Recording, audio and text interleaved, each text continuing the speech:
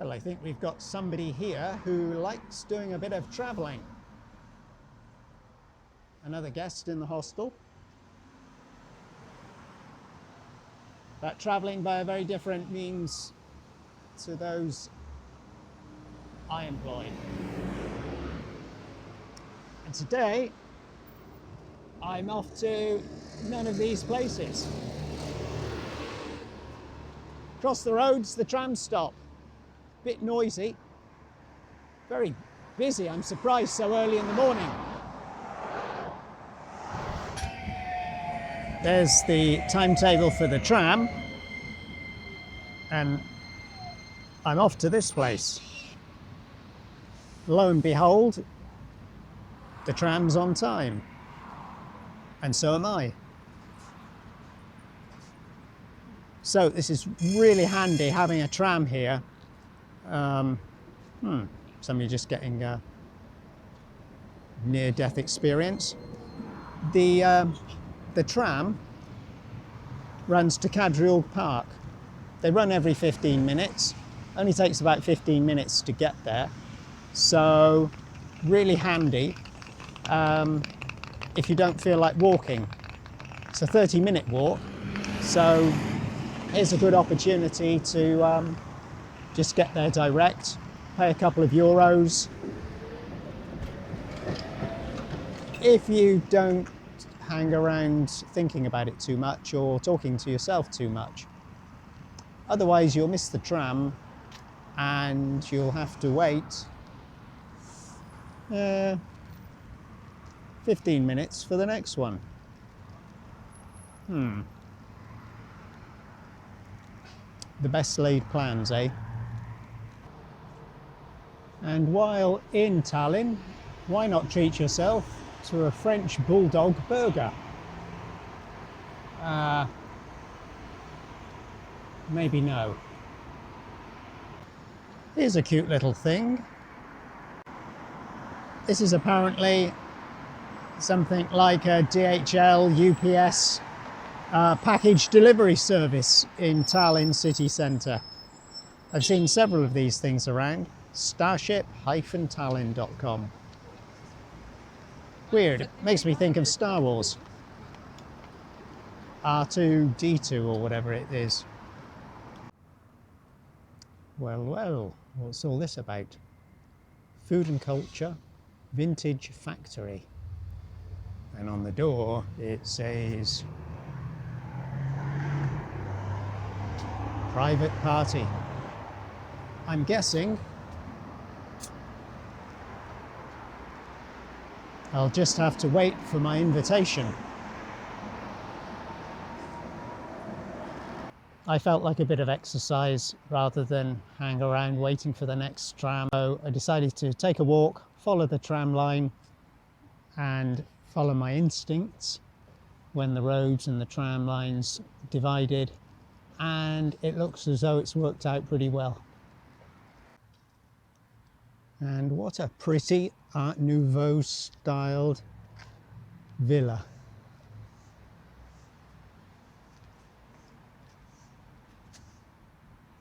Nice. And we're not even in Kadriorg Park yet.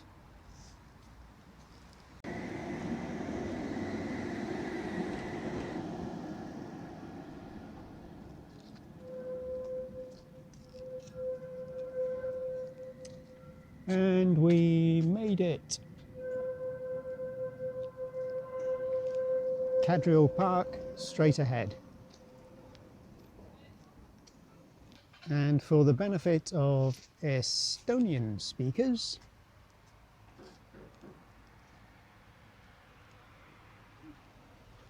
here is a little map of the grounds of the park and the things to see and do. I'll just have to follow my nose. But that'll be okay. I think I know where I'm going.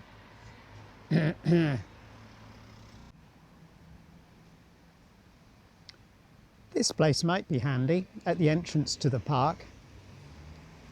The Kadriorg Park information point. But as you can see again, limited opening hours.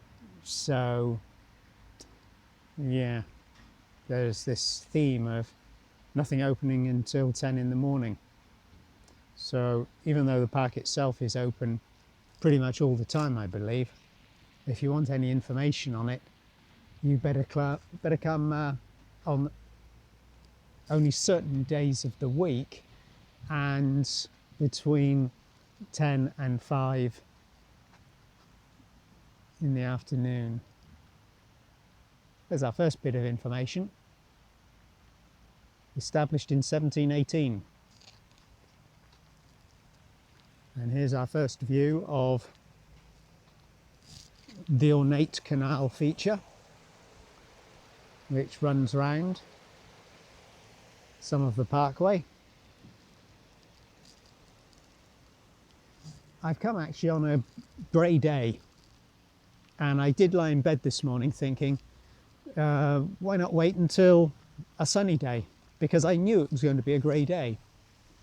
But then I thought to myself, you know, you see travel vlogs and other people's photos, and they inevitably seem to be always in perfect situations. Everybody's smiling and happy, the sun is shining, everything seems absolutely idyllic.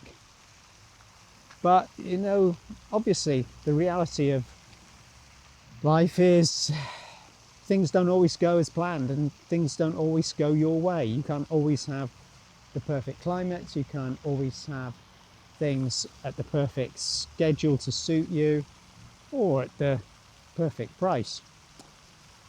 So why not just come and see the park as it is on a normal day? The sun won't be shining, but then there won't be so many people. And the forecast isn't for rain, but if it does rain, I've got a fallback plan, which I'll tell you later. And here we have Kadriorg Palace. It's got some exhibitions going on by the look of things. Here are the opening hours. And here is the building itself. And I've got to admit, at this point, on a bright sunny day with a beautiful blue sky in the background, of course it would look better than it does today. But even so, we can enjoy the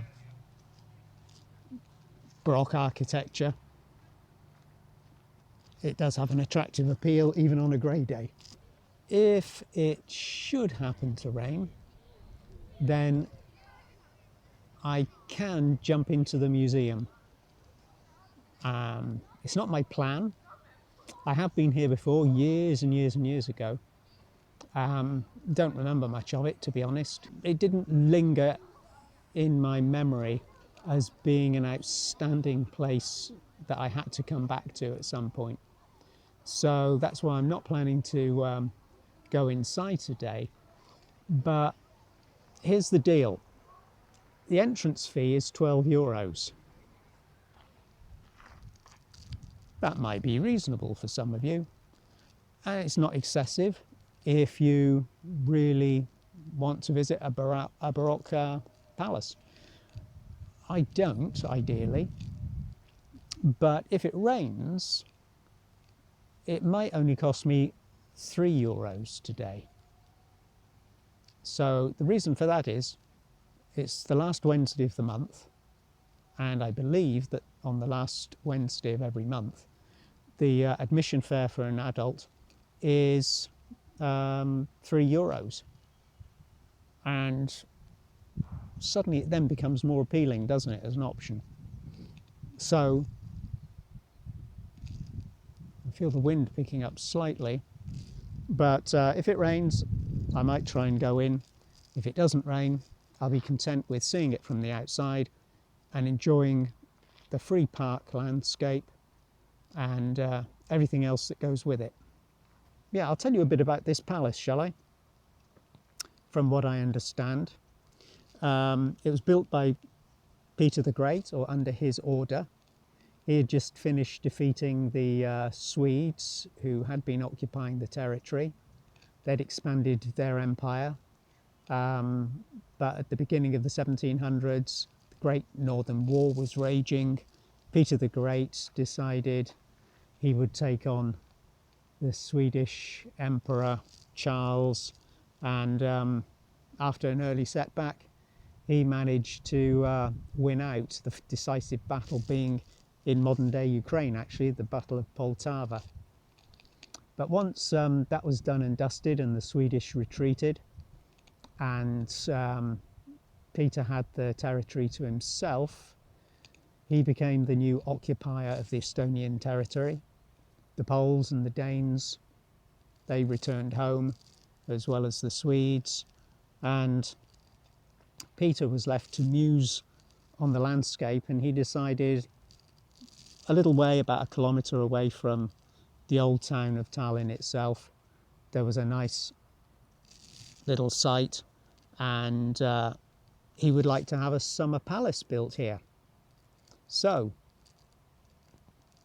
that's what he planned to have. He achieved it. Sadly, I think about less than a decade later, he died before he was able to realise the full extent of his plans. So although some of the grounds were landscaped, much of the work was incomplete.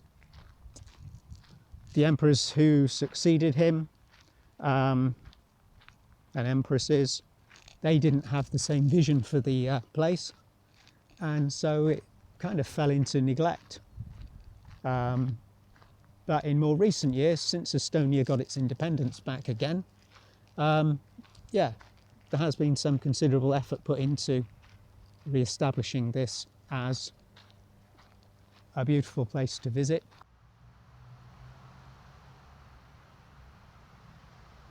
And I'm taking a slightly unexpected detour. I've come out of the Kadriorg Park, crossed the road, just because the Pirita beach is so very close. Here it is, obviously not very popular today, given the weather's a bit on the chilly side, and it's midweek, even though it's the summertime. So it's nice to have it to ourselves in a way. Over in the distance, heading towards the little harbour settlement of Pirita itself, roadside is the big needle monument, which I don't know if you can see. It's about right in the middle of the screen now, I think, ish. It's an old Soviet era war memorial, which is probably best left alone. It's well out of the way, and not glorifying anything too much in people's faces. Over here we see the other side of the ferry terminal. So way over on the far side is Linnahall. Here we see the other side and a Viking landing. Viking Line ship coming in.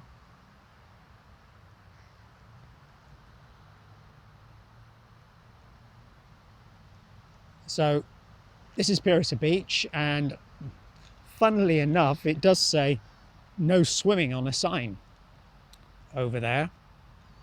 I'll get a little bit closer. I know my eyesight's not very good, but I'm sure I haven't misunderstood what it says. Yeah, no swimming, which when it's been really hot here, I'm sure has probably been ignored. It's pretty shallow, as you can see. So ideal if you've got a family and you're worried about kids. But just remember, no swimming. Okay, so I'm going to head back towards the park now, but there is something else I want to just capture. And there she is, Rusalka. Back in 1893, there was a shipwreck here, and this monument was raised in memorial of that event and the lives lost. So let's cross back and take a look at that. Here is Rusalka, the Orthodox cross there. I'm seeing a lot of names, clearly Russians aboard the ship which sank, and yet the sculpture itself is considered to be a classic piece of work of Estonia. Just reflects, I suppose, the mixed, convoluted history of the land. Territory invaded and dominated by so many different countries and cultures over the last 700 years. That's the Rusalka monument, and back on the other side of the road we need to retrace our steps to get to where we're going next in Kadriorg Park.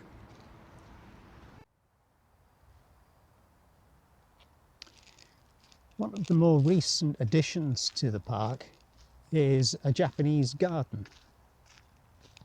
For those of you who visited Japanese gardens in the past, you know the emphasis is really not so much on glorifying nature in a colourful, striking way. It's more about relaxation, calmness, tranquility, peacefulness of nature.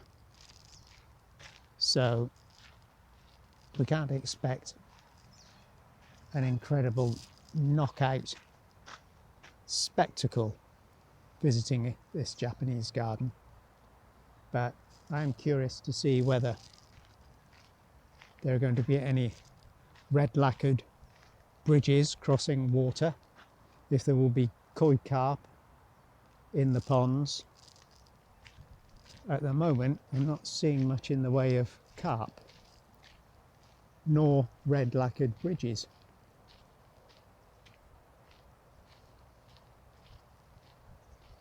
But it's a nice enough little place, and for anyone knowing their trees, particularly their Japanese trees, they might be able to identify some species here which give it an authentic appearance. But yeah, I wouldn't automatically have thought Japanese garden. Need to watch my step.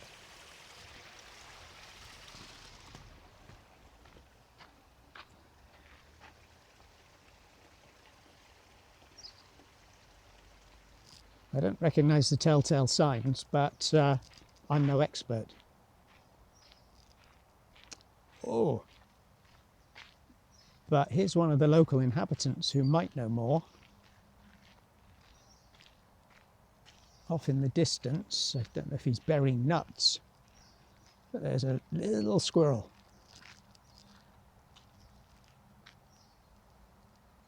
I know if I try to get closer, he'll just run away.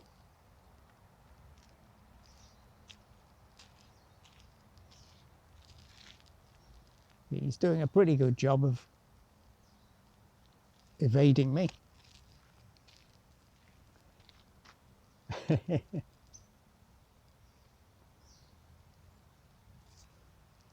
Okay, so that's a nice treat to see.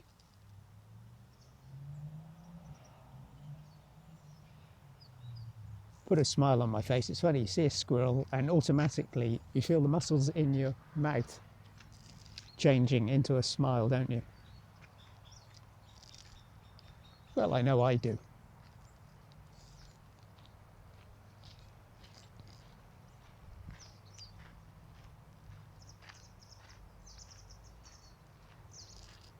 And yeah, I suppose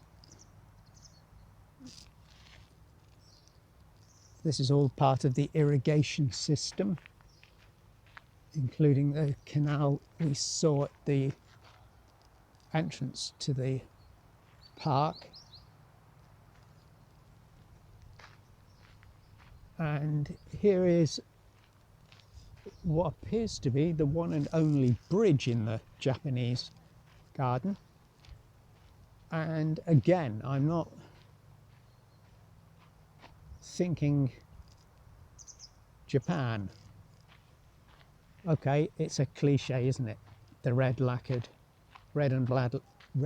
black lacquered bridges.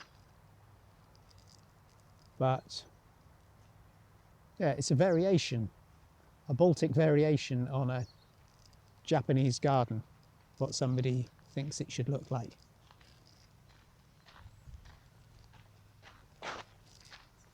And now we need to head back to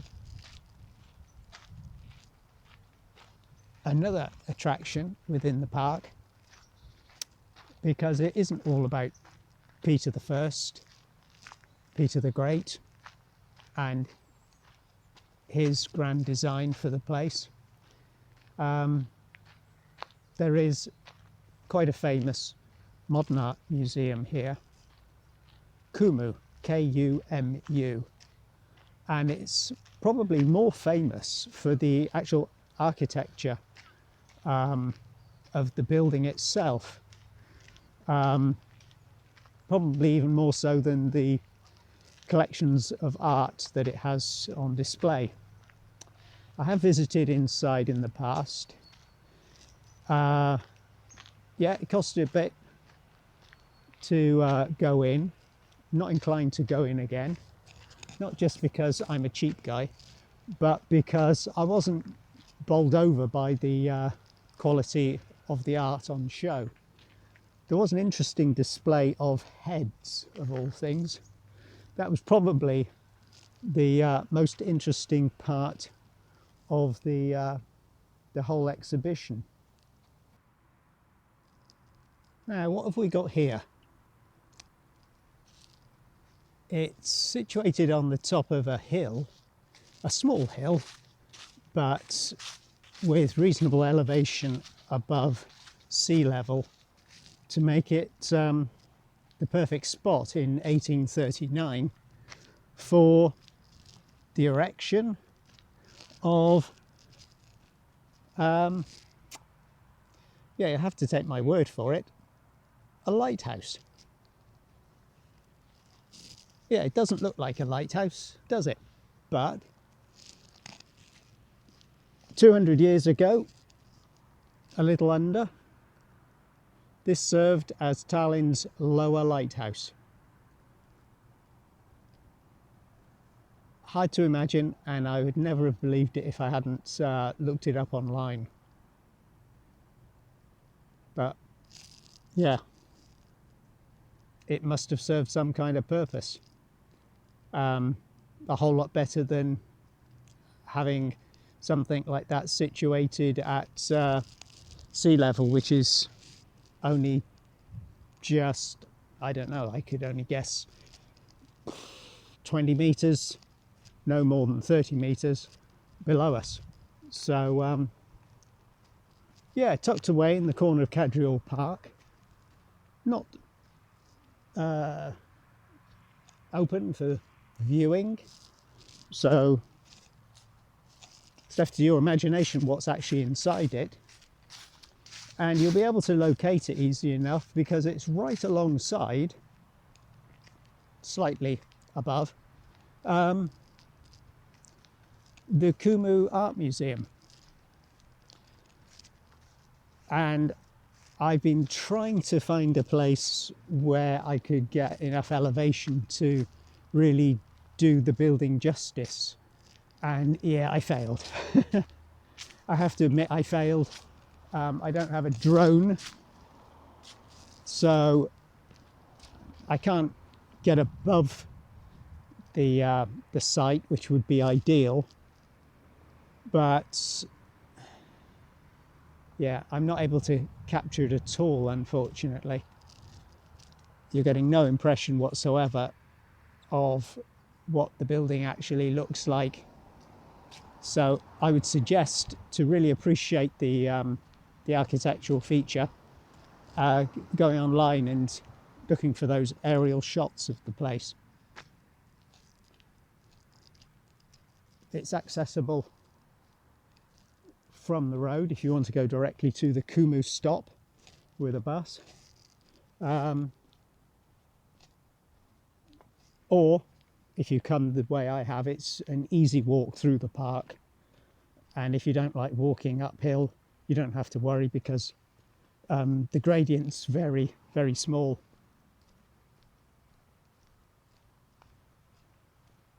And I'm not sure if I mentioned before, I've been here and there was a fee of, I seem to remember it being 12, 15 euros. And that was about 10 years ago, I think. So I'm not sure if the price is here posted outside along with the opening hours. But something to bear in mind, a lot of the museums here, like in many countries, closed on Monday. No price given on the outside, which is no surprise really. It would just be more convenient than having to go through the embarrassment of going downstairs to the entrance and saying, could you tell me how much the tickets are, please? And then saying, okay, no thank you, I don't want to pay. But once again, it's not just about the cost and saving money and being a frugal tourist. I'm just a backpacker, he said. It's also about the fact I've been here before, and I wasn't really knocked out. I mean, I would go back to certain museums a second or even third time, obviously. The Hermitage in St. Petersburg, or Leningrad as it was when I visited it. The Louvre. The Alhambra Palace, if you can call that a museum. It's more just an incredible experience. Jaw-dropping, gorgeous artisanship. But in the case of Kumu, I think I can give a visit to the actual interior a miss on this occasion. But I don't want to put you off, because it's different strokes for different folks. Some people love 19th century artwork, which is my favourite, if I'm honest. Other people only want to see the Leonardo, where's the Da Vinci? Or the Michelangelo, that's their obsession. Other people want to see Salvador Dali or Van Gogh. Others are tired with the old school art and really want to see some of the more recent, what would you call it, avant-garde,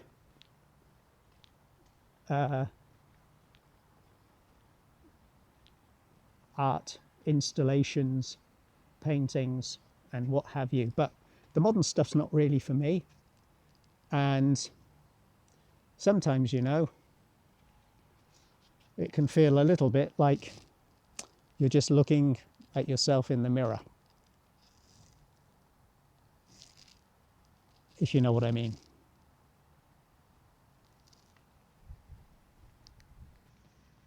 And here's another little curiosity within Kadriorg Park. The Tsar Peter I house. What do they call it? Peter the Great House Museum. And he evidently did live here for a short period of time. It was opened just over 200 years ago as a museum from the information on the board here, and that was about 100 years after he probably first came here to start establishing his thoughts on how he would like his summer palace and gardens developed.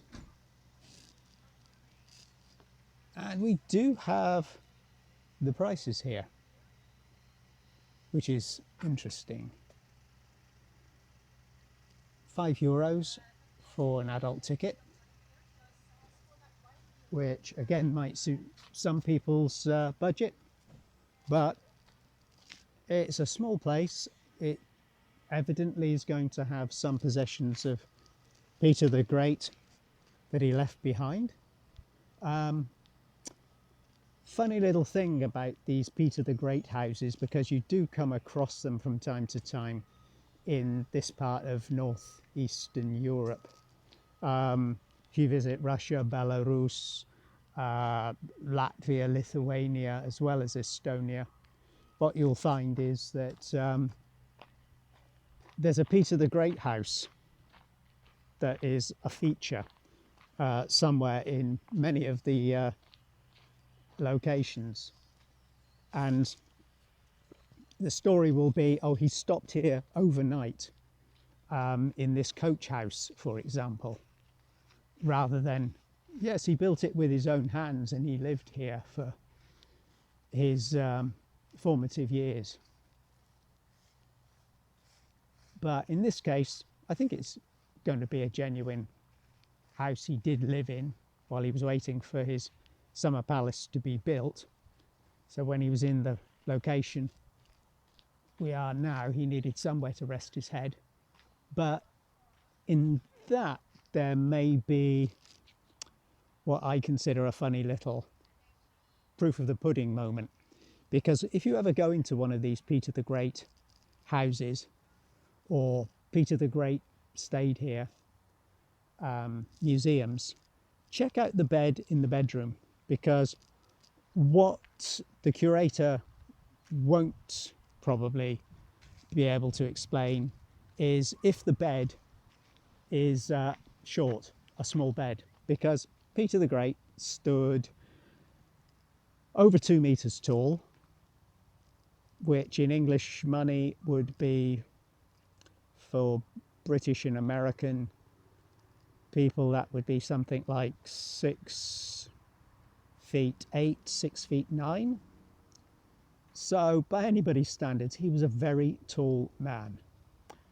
If you're in this Peter the Great house and they try to tell you, and Peter the Great slept in this very bed, just try and imagine somebody that tall, over 2 meters tall, lying down in that bed comfortably.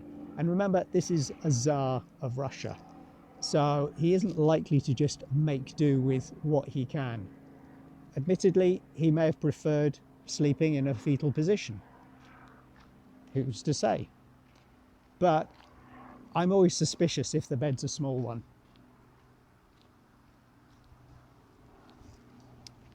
Right, now I've actually saved the biggest treat till last. I was a bit of a teaser earlier when I showed you the Kadriorg Palace. It was actually the sort of, I wouldn't say the backdoor view, but it was a particular view which doesn't show it off to its finest, and certainly doesn't show the gardens.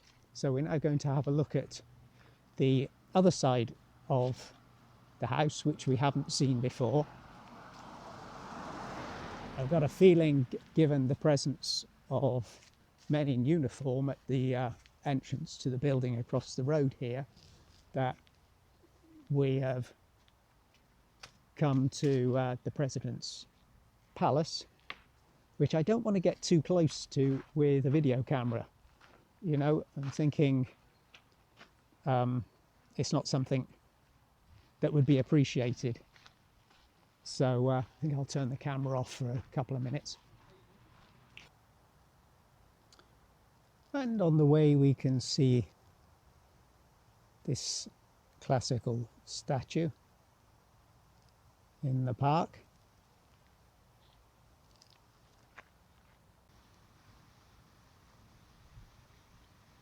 Over in the rose garden, it does seem that these flowers have flourished a little better and lasted longer than some that were back in the park. What we've got here is very nice, and people working hard to try and keep it that way, which is always appreciated.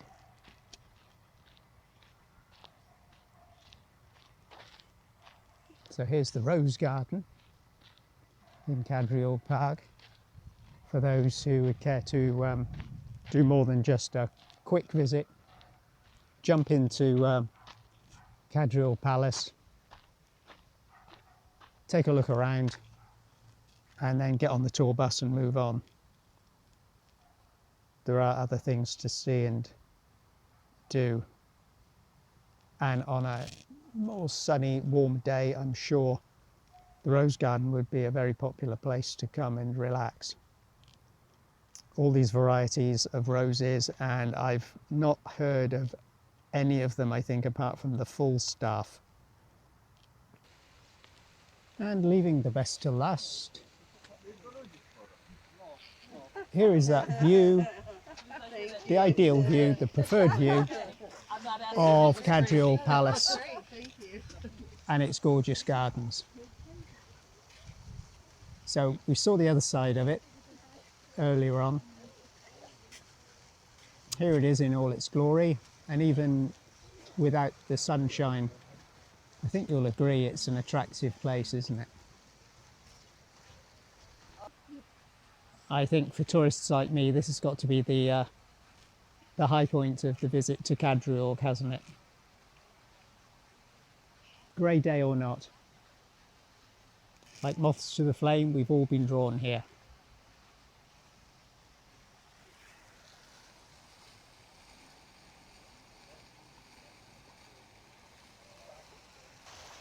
Up here we have Neptune with his Triton, stepping on a dolphin, which I'm sure the dolphin doesn't appreciate. And either side are some little feeder fountains and these sort of grotesque masks. A bit more of a curiosity to me, actually, because I'm thinking, are they supposed to resemble humans or lions or apes? I was thinking Planet of the Apes. What do you think? He's probably thinking in turn, who are these strange people who keep coming and photographing me?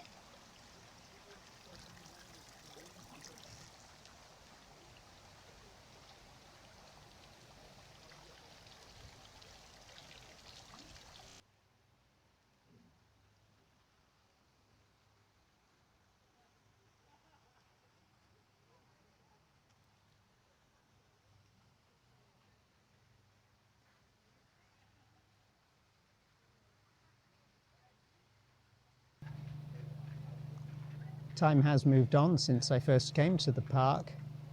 I got here about, I think, 9 o'clock in the morning, and I would say it certainly does pay to come earlier, as it so often does.